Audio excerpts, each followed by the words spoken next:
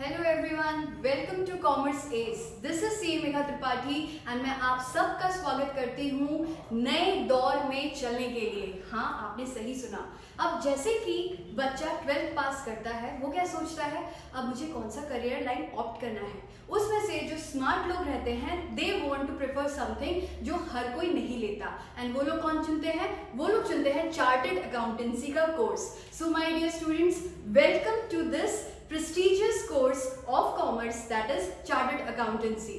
So now in commerce is, आप लोगों को पता होगा, हम लोग 11th 12th बताते हैं, CA, CS, CMA, सारे जो हैं भाई बहन हैं।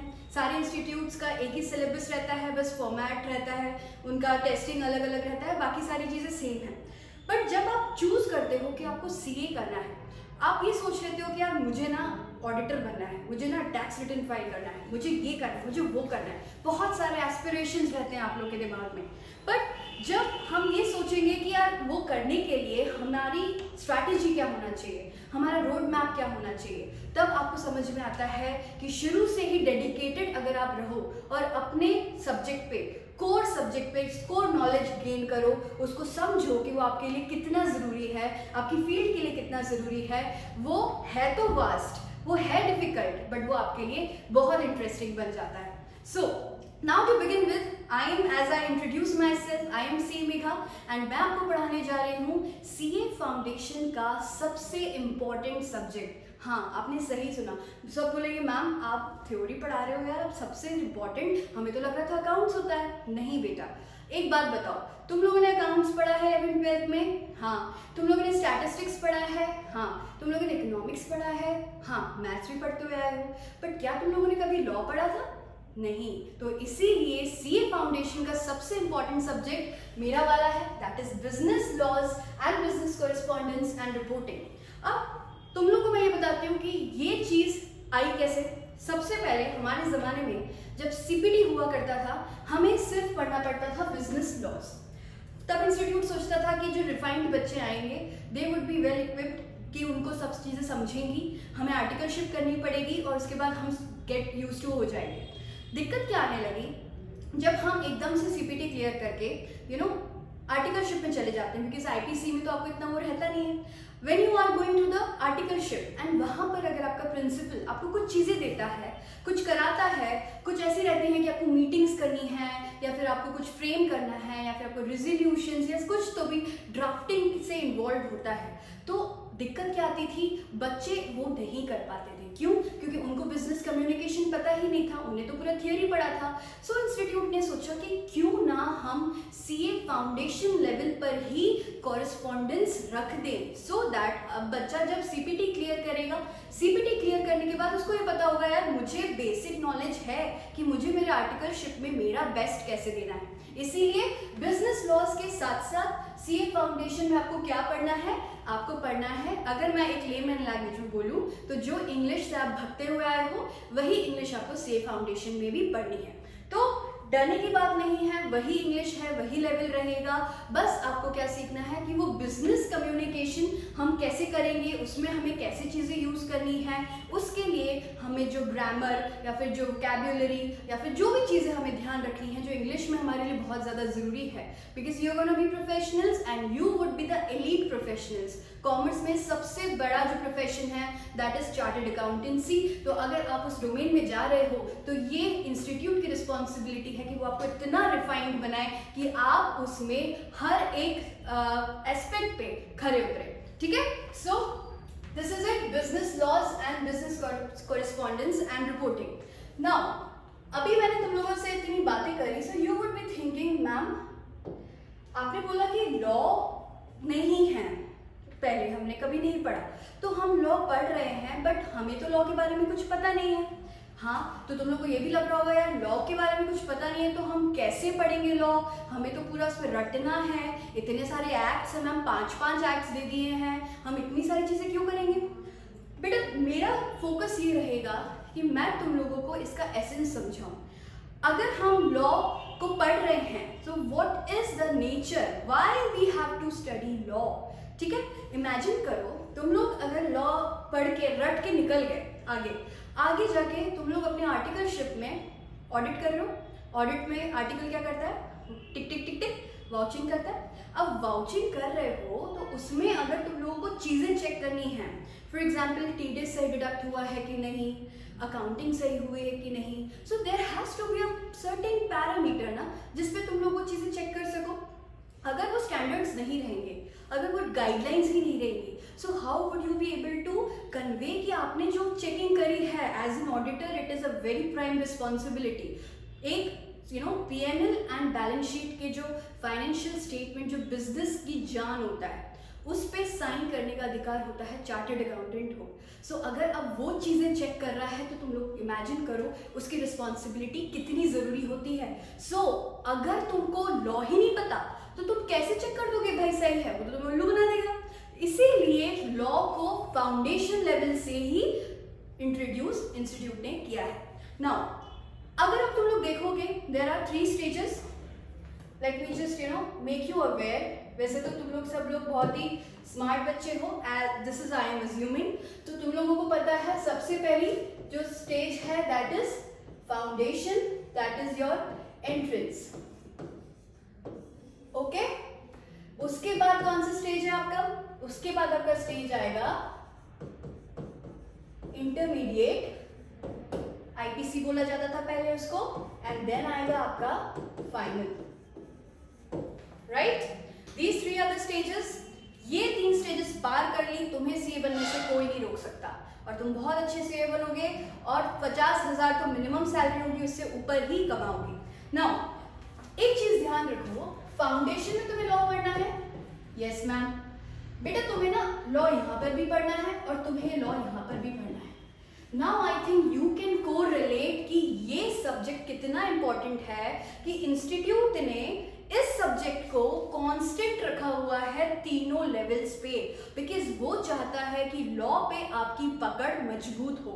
इसीलिए उन लोगों ने स्ट्रक्चर ही ऐसा डिजाइन किया है कि यू वुड अंडरस्टैंड कि मुझे कब कौन सा लॉ पता होना चाहिए। If you are doing some clerical work, articleship में you would be drafting, you would be documenting things, तो आपको क्या चीजें पता होनी चाहिए वो आप फाउंडेशन पे पढ़ के जाओगे। देन उसके बाद इंटरमीडिएट में you have to do the checking work, तो आप वो सीखोगे यहाँ पर। देन फाइनल लेवल पे you have to give your opinion, then आपको उस लेवल पे पढ़ना पड़ेगा कि अब आप खुद जजमेंट दे सकते हो क्या सही है क्या गलत। Okay, so this is the pattern कि लॉ इतना इंपॉर्टेंट है, इसीलिए आपके करिकुलम में रखा गया है। Now let's move back to our slide. Ma'am अब जैसे इसमें आपने बताया इंग्लिश है, तो अगर मेरा इंग्लिश बहुत अच्छा है तो क्या मैं पास हो जाऊंगा? तो बेटा देखो, सीए फाउंडेशन के जो सब्जेक्ट है उसमें ये जो लॉ का सब्जेक्ट है इसका पूरा नाम क्या है? Business laws and business correspondence and reporting. That is you have to document something, you have to give some reports. उसके मार्क्स इंस्टीट्यूट ने कितने अलॉट किए हुए हैं? दैट इज कुल मिला के अगर आप वो काम करते हो तो उसके आपको मार्क्स मिलेंगे 40। ठीक है, 40 में पूरा आपको इंग्लिश का सिलेबस है, आपको रीडिंग राइटिंग स्किल्स वो सारी चीजें कवर अप करनी है। Now if we move on to the law part, law में अगर आप देखोगे तो लॉ में जो आपका पूरा स्ट्रक्चर है that is consisting of 5 acts. अब ये सुना सुना लग रहा होगा या नहीं सुना हुआ लग रहा होगा। मैम एक्ट्स क्या होता है? मैंने तो सुना है कि राज्यसभा और लोकसभा लड़ते रहते हैं और कोई एक्ट पास कर देते हैं, बिल निकालते हैं, तो वो भी अपन समझेंगे कि एक्चुअली में हम जो पढ़ते हैं लॉ में बेटा उसको बोला जाता है एक्ट। तो ये सारे एक्ट्स क्यों इंपॉर्टेंट हैं, क्यों एग्जिस्टेंस में आए, हमें वो भी ध्यान में रखना है। सो अगर आप बिजनेस लॉज पढ़ोगे that would be of 60 marks. अगर आप बिजनेस करस्पॉन्डेंस एंड रिपोर्टिंग देखते हो they would be of 40 marks. So 100 marks का अपना पेपर है। 100 मार्क्स का पेपर 3 घंटे का होगा। There would be no negative marking because जो ये सब्जेक्ट है that is objective as well as subjective. ठीक है, अगर आपको पता होगा you would be knowing there are 2 subjects that are objective as well as subjective and 2 subject that is maths and eco that is objective। तो objective paper जो solely objective है उसमें आपको negative marking रहेगी, but जो paper subjective है उसमें आपको negative marking नहीं है। So now why it has been introduced as subjective? CPT में जब हम लोग करते थे ना, हमने टिक टिक टिक टिक टिक टिक करके आ गए थे, गोले बनाए थे, हम पास हो गए थे।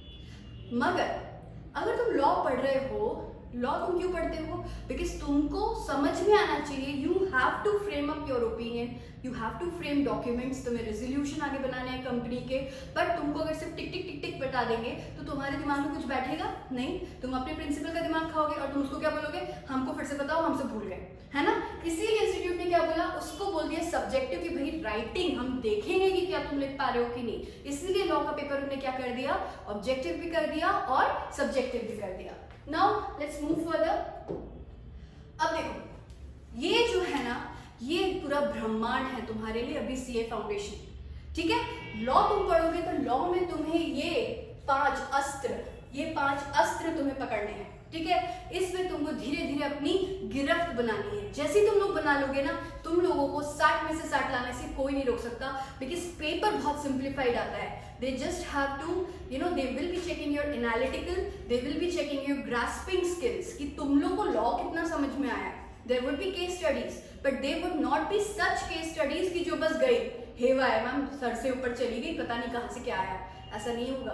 तो हमारा फोकस क्या रहेगा, हमारा फोकस रहेगा इन 5 एक्ट्स को पढ़ना। अब देखो मैं एक्ट कर रही हूँ तो मैं एक्ट का भी बता देती हूँ। एक्ट क्या होता है? एक्ट इज समथिंग जिसमें क्या होता है, over a period of time जब सिटीजन्स एक कंट्री के किसी चीज से परेशान होते हैं, ठीक है। फॉर एग्जाम्पल हम ले लेते हैं, अगर हम पहले के ज़माने की बात करें तो गांव में या फिर पुराने ज़माने में इतना ट्रैफिक सिग्नल्स देखे थे क्या तुम लोगों ने? नहीं।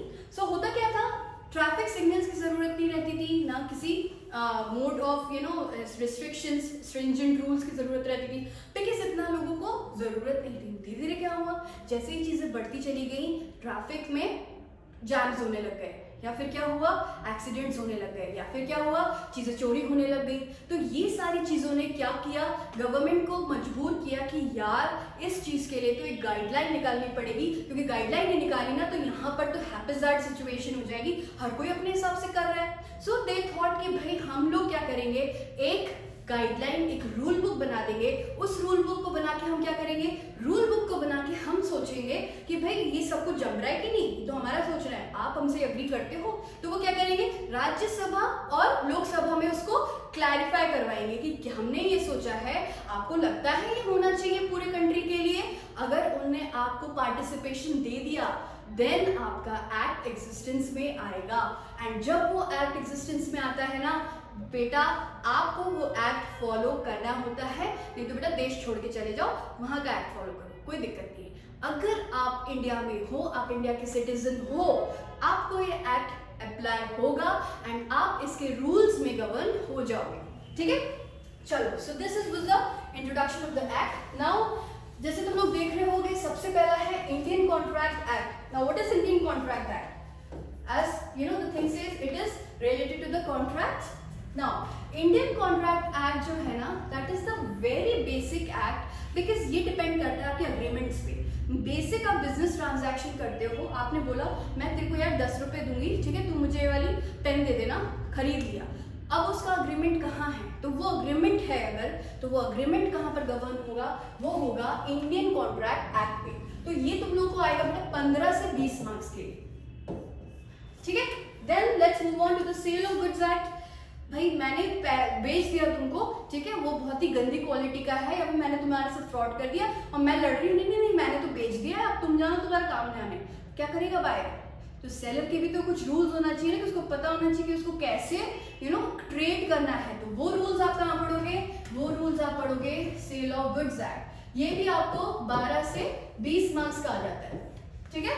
सो बेसिक ये भी 12 से 15 से 20 आएगा, 12 से 20। देन आता है पार्टनरशिप एक्ट। तो इस अकेले तो हमसे कुछ होते नहीं बनता है, हमको हमेशा पार्टनर चाहिए होता है ना, पर्सनल लाइफ में भी चाहिए होता है, बिजनेस लाइफ में भी चाहिए होता है, तो they get into a partnership, ठीक है। तो अब वो पार्टनरशिप है, तो भाई अगर आप पार्टनर्स हो तो आप कैसे गवर्न हो गए, तो वो आ जाएगा यहाँ पर। दिस कैन ऑल्सो कम 12 से 20 मार्क्स तक, ये भी आ सकता है।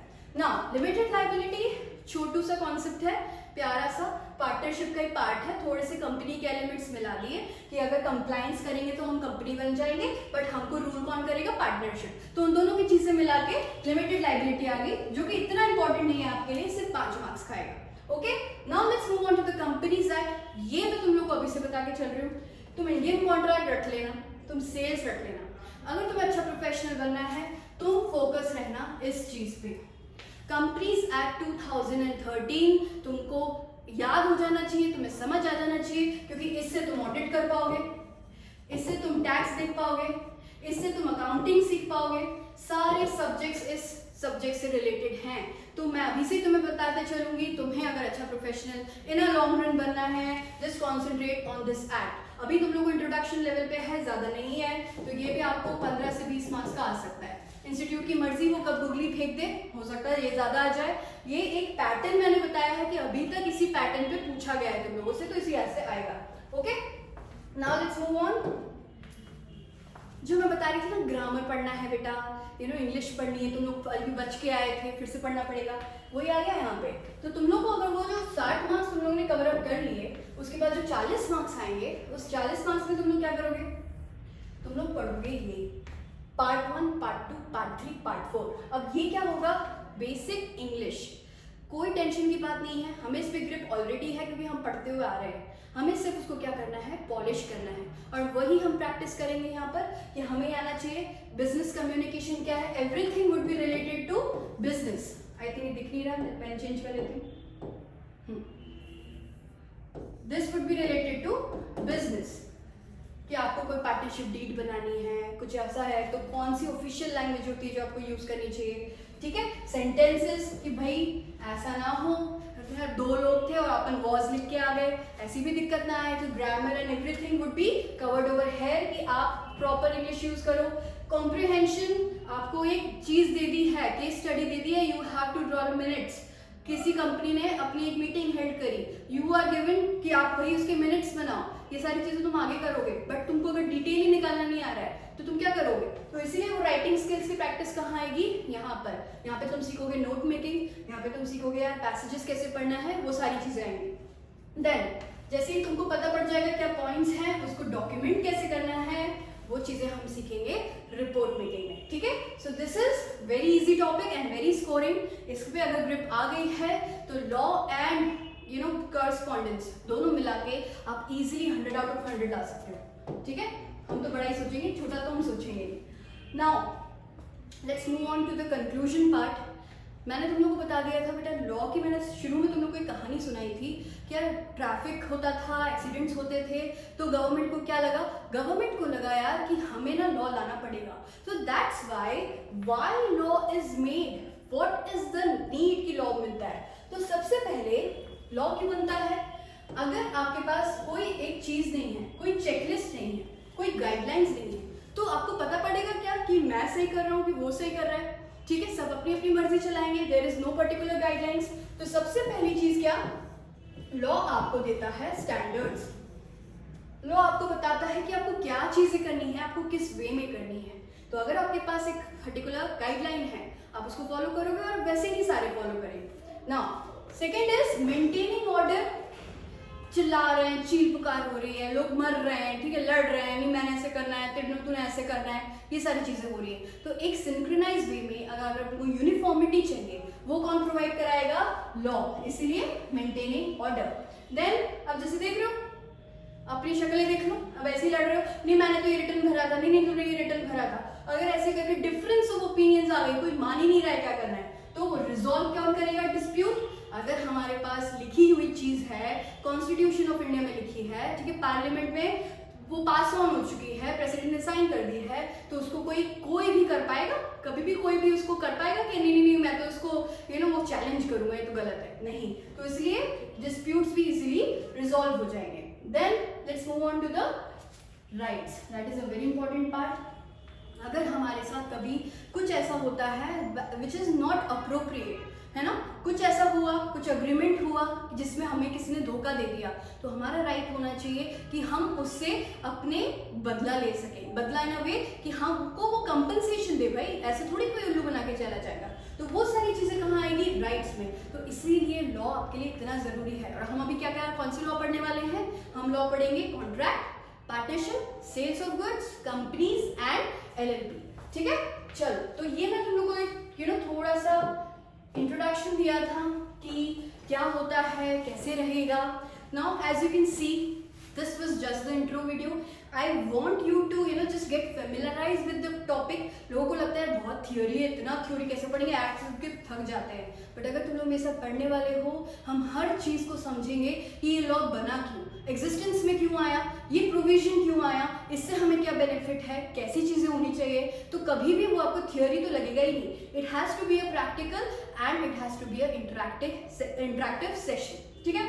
So as you can see, let the game begins. Okay, so just stay tuned for my next video जहाँ पे आप और मैं साथ में मिलके CA फाउंडेशन का लॉ प्रिपेयर करेंगे. And I can guarantee you, अगर आप मेरी स्ट्रैटेजी से चलो, डेली रिवाइज करो, क्लास में रिवाइज करो, अपने नोट्स बनाओ, ठीक है, उसको रिवाइज करो, आपको लॉ में कमांड करने से कोई नहीं रोक सकता. ठीक है. तो just be good, stay connected. Bye.